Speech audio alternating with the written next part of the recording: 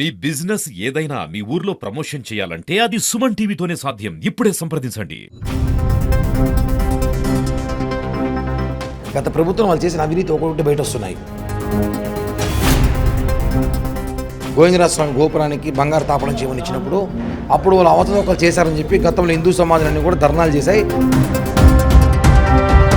Details అన్ని సేకరిస్తే వాస్తవాలు బయటపడినాయి. గోపురం మీద ఈ విగ్రహాలు ఏమైనాయి పగలగొట్టేశారు. చూడండి, ఇది ఒక 100 కేజీల బంగారు అయితే పెయింట్ కొడతారు బంగారుకి. ధర్మారెడ్డి వైవి సుబ్బారెడ్డి కనుసంలో జరిగింది అనుమానం అయితే ఉందన్న.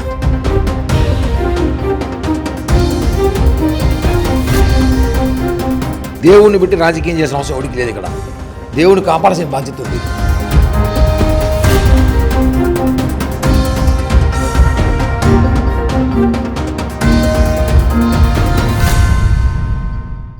తిరుమల తిరుపతి దేవస్థానం ప్రపంచంలోనే అతిపెద్ద ధార్మిక సంస్థ. కాకపోతే తిరుమల తిరుపతి దేవస్థానం చుట్టూ ఇటీవల స్కామ్ల పర్వం కంటిన్యూ అవుతోంది. గతంలో జరిగినటువంటి వ్యవహారాలకు సంబంధించి ఒక్కొక్కటిగా బయటపడుతుండడం ప్రస్తుతం ఆశ్చర్యం కలుగుతోంది. మొదటగా కల్తీ నెయ్యి వ్యవహారం, అదే రకంగానే పరకమణి ఇష్యూ, దుప్పటా వ్యవహారం, ప్రస్తుతం శ్రీ గోవిందరాజస్వామి ఆలయానికి సంబంధించి విమాన గోపుర బంగారు తాపడంలో కూడా అవినీతి జరిగింది. 50 కేజీల బంగారం మాయమైపోయిందని ఆధారాలతో సహా ఇప్పటికే మీడియా ముందుకు వచ్చినటువంటి విషయాలు చూపిస్తున్నాను. అంటే ఆ ఆలయానికి సంబంధించి గోపురం ఇలా ఉండేది. అయితే గోపురంలో ఉన్నటువంటి దాదాపు 32కు సంబంధించినటువంటి చిన్న చిన్న విగ్రహ మూర్తులన్నీ కూడా తొలగించి అక్కడ బంగారు తాపడం వేశారనేటువంటి ఆరోపణలు వినిపిస్తున్నాయి. అంటే ఇక్కడ చూడొచ్చు, ఓల్డ్ ఫోటోకు సంబంధించినటువంటి గోపురం ఎలా ఉంది, కొత్తగా ఉన్నటువంటి గోపురంలో ఎలాంటి విగ్రహాలు తొలగించారో మనం ఇక్కడ గమనించవచ్చు. సో ఆ తర్వాత తొలగించినటువంటి విగ్రహాల సంఖ్య మనం ఒకసారి చూసుకుంటే 32 ఉన్నాయి. దాంట్లో ప్రధానంగా దేవతా విగ్రహాలకు సంబంధించి దేవేంద్రుడు, యముడు, కుబేరుడు, వరుణుడు, వేణుగోపాలస్వామి, గరుడాల్ వాళ్ళకి సంబంధించి 4 వైపులా ఉంటుంది. అదే రకంగానే గోపుర తంగి అనేటువంటి ఇంకొక విగ్రహం 4 వైపులా ఉంటుంది. ఇవన్నీ కూడా తొలగించేసినటువంటి సందర్భం అయితే కనిపించింది. సో ఆ ఒక విగ్రహానికి సంబంధించి తొలగించిన తర్వాత బంగారు తాపడం అనేది ఈ రకంగా చేసినటువంటి ఫోటో కూడా మనం ఇక్కడ గమనించవచ్చు. అదే రకంగానే ఎంసీల్ అనేది అక్కడ ఉపయోగించారంటే ఎక్కడైతే ఒక రేకుకి ఇంకొక రేకుకు అటాచ్ చేయాలో ఆ ప్రాంతంలో ఎంసీల్ అనేది ఉపయోగించినట్టయితే స్పష్టంగా తెలుస్తుంది.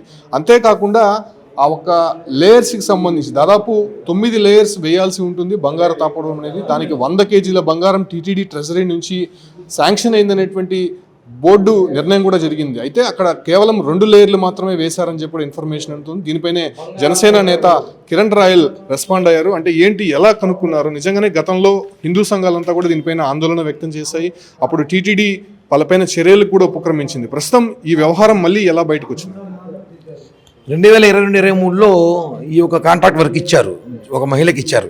100 కేజీల బంగారు, 4300 కేజీలు కాపర్ ఇచ్చి గోవిందరాజస్వామి గోపురానికి బంగారు తాపడం చేయమని ఇచ్చినప్పుడు అప్పుడు వాళ్ళు అవతలోకలు చేశారని చెప్పి గతంలో హిందూ సమాజాన్ని కూడా ధర్నాలు చేశాయి. కోర్టుకి వెళ్ళిన వాళ్ళ మీద వాళ్ళని బెదిరించి విత్డ్రా చేయించారు. తిరుపతిలో ధర్నా చేసిన కేసులు పెట్టి జైలుకు పంపారు. ఈ ప్రతిపక్షాలను నోరు తెరనివ్వకుండా చేశారు. పవర్ వాళ్ళ చేతిలో ఉంది, పవర్ మొత్తం ఉపయోగించారు. కానీ దేవుడు పవర్ ముందు ఏ పవర్ నిలబడదు. కాబట్టి వెంకటేశ్వర స్వామి విషయంలో ఇది మళ్ళీ బయటికి ఎలా వచ్చిందంటే కొన్ని పత్రికల్లో ఈరోజు రావడం జరిగింది. ఏమైంది ఇక దాని తర్వాత దీని మీద పూర్తి విచారణ కూర్చొని ఎంక్వైరీ చేశాం మేము. డీటెయిల్స్ అన్ని సేకరిస్తే వాస్తవాలు బయటపడినాయి. ముందుగా 2 విషయాలన్నా, 32 దేవతా విగ్రహాలు గోపురం మీద ఈ విగ్రహాలు ఏమైనాయి పగలగొట్టేశారు. చూడండి, పగలగొట్టి బంగారు తాపడం చేయమని చెప్పి ఏ చరిత్రలో ఉందా? మీకు ప్రొసీడింగ్స్ కాపీలు ఇచ్చారా? లేదు కదా. మీరు బంగారు తాపడం చేసేసినారు. ఇది ఒక 100 కేజీల బంగారు అయితే పెయింట్ కొడతారు బంగారుకి. పెయింట్ ఇలా కొడతారు, పెయింట్ ఎందుకు కొడతారు? బంగారు పెయింట్ కొడతాడు ఎవడన్నా? బంగారుకి పాలిష్ చేస్తాడు, పెయింట్ ఎందుకు కొట్టడము?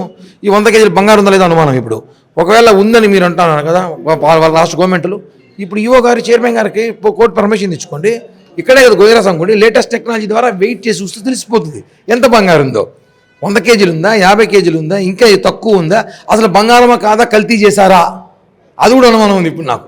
కాబట్టి ఇవన్నీ ఇంటి దొంగలు చేసిన పని. గతంలో ఉన్న సిఈ కానివ్వండి, ఇంజనీర్లు కానివ్వండి, జ్యువెలరీ అధికారులు వాళ్ళందరూ కూడా దీంట్లో భాగం ఉన్నారేమో. దీని అన్నీ కూడా ధర్మారెడ్డి వైవి సుబ్బారెడ్డి కనుసంలో జరిగింది అనుమానం అయితే ఉందన్న. అంటే మొదటి నుంచి కూడా ప్రభుత్వం ఏర్పడినప్పటి నుంచి అనేక స్కాములు బయటపడినాయని చెప్తున్నారు. ఇంతవరకు ఒకరిపైన కూడా చర్యలు లేవు, అది ఇంకా ఆన్గోయింగ్ ప్రాసెస్లోనే ఉన్నాయి. ప్రస్తుతం ఈ వ్యవహారానికి సంబంధించి కూడా బయటపడింది. ఒక సెంటిమెంట్గా భావించేటువంటి హిందూ సంఘాలు కూడా దీనిపైన ఆందోళన చేసే తర్వాత గమ్మునైపోయాయి కదా. అంటే ప్రతిసారి ఇలాంటి వ్యవహారాలు బయటపడినప్పుడు ఎందుకు దాన్ని కనుమరుగవుతున్నాయి? అన్న, ఒకటి దేవుడిని పెట్టి రాజకీయం చేసిన అవసరం ఎవరికి లేదు. ఇక్కడ దేవుడిని కాపాడాల్సిన బాధ్యత ఉంది. వెంకటేశ్వర స్వామి రూపం ఎవరో ఒకరు ఏదో ఒక రూపంలో ఒక ఇష్యూ బయట పెడుతూ ఉంటారు. గత ప్రభుత్వం వాళ్ళు చేసిన అవినీతి ఒకటి బయట వస్తున్నాయి. ఇంకా ఎన్నో వస్తాయి కూడా భయపడతాను, ఇంకెన్ని ఉంటాయో కూడా తెలియదు. ఇంకే స్కాములు ఒకటి కాదు, అనేక స్కాములు ఉన్నాయి చూస్తూ ఉంటే. వీళ్ళు ఇప్పుడు ఏం చేస్తారంటే దీని మీద మనం మాట్లాడాల్సిన అవసరం అయితే ఉంది. ఇప్పుడు వదిలేసాం అనుకోండి, 50 కేజీల బంగారం ఏమైంది, ఎవరు తీసుకున్నారు తెలియాలి కదా. దేవుని సొత్తది, రికవరీ చేయలేదు. పరకామణి దొంగ దొరికి రికవరీ చేశారు కదా. ఇప్పుడు ఈ 50 కేజీల బంగారం రికవరీ చేయండి అయినా ఇప్పుడు ఈ చర్చలో రావాలి. ఇది చర్చలో వస్తేనే బంగారం ఎక్కడ తెలుస్తుంది. ప్రభుత్వం కదలాలి. పవన్ కళ్యాణ్ గారు చంద్రబాబు గారు దృష్టి కూడా తీసుకెళ్తాయి. ఇది తీసుకెళ్లి ఇద్దరితో మాట్లాడేది ఈ మీద బంగారు దేవుని 1 కేజీ బంగారు దోచేసిన బంగారు దొంగతనమే, దేవుని సొత్తది.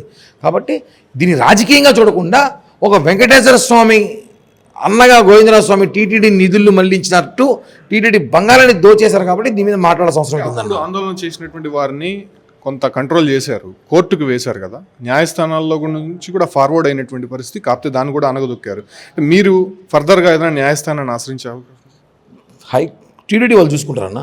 నేను దీని మీద టీటీడీకి వెళ్తున్నా. ఇప్పుడు ఈవో గారిని చైర్మన్ గారిని కలుస్తున్నా. వాళ్ళని వెళ్ళమని చెప్తాను. మనం రెండే డిమాండ్, కోర్టు పర్మిషన్ ఇచ్చుకొని బంగారం ఎంతో చూడండి, ఎన్ని కేజీలో తెలిసిపోతుంది, అది బంగారం కాదా తెలిసిపోతుంది. మూడోది, ఎవరైతే ఇప్పుడు మా అలాంటి భక్తులు ఉన్నారో మమ్మల్ని ఆ ట్రెజరీలోకి పంపించండి. ఆ బంగారం మలం ఎక్కడైతే తయారు చేయడానికి పంపిస్తే మేము లోపలికి వెళ్ళి చూస్తాం, ఆ రిజిస్టర్ చెక్ చేస్తాం, ఎవరికి బంగారు ఇచ్చారు, ఎవరికి ఇవ్వలేదు, అసలు బంగారు ఉందా లేదా, తెచ్చారు లేదా, మాకు అనుమతి ఇవ్వండి అని కూడా ఈ 3 డిమాండ్లు అయితే మేము చైర్మన్ ముందు పెట్టబోతున్నాం. సో ఈ రకంగా గోవిందరాజస్వామి ఆలయంలో జరిగినటువంటి వ్యవహారానికి సంబంధించి పూర్తిగా జరిగినటువంటి వాస్తవాన్ని బయట పెట్టాలి. అదే రకంగానే ఆలయం పైన విమాన గోపురం జరిగినటువంటి తాపడం పనులపైన పూర్తిగా అనుమానాలు ఉన్నాయి. కాబట్టి గతంలో హిందూ సంఘాలు ఆందోళన చేశాయి, కోర్టుకు వెళ్ళాయి. కాబట్టి ప్రస్తుతం ఈ వ్యవహారం మళ్ళీ బయటకు వచ్చింది. కాబట్టి లోతైనటువంటి విచారణ జరిగి అక్కడ జరిగినటువంటి వాస్తవాలను బయటపెట్టాలని చెప్పి కూడా ఇక్కడ డిమాండ్ వినిపిస్తున్నటువంటి పరిస్థితి కనిపిస్తుంది.